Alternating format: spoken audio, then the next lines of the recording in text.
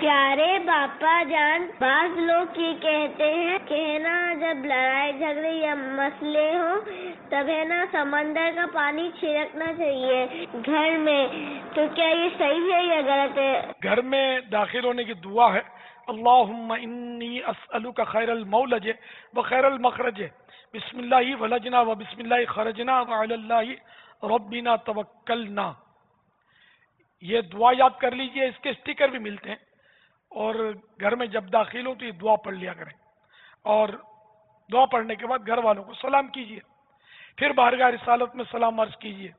اس کے بعد سورۃ الاخلاص شریف پڑھیے، انشاءاللہ عز و جل روزی میں برکت اور گھریلو جھگڑوں سے بچت ہوگی.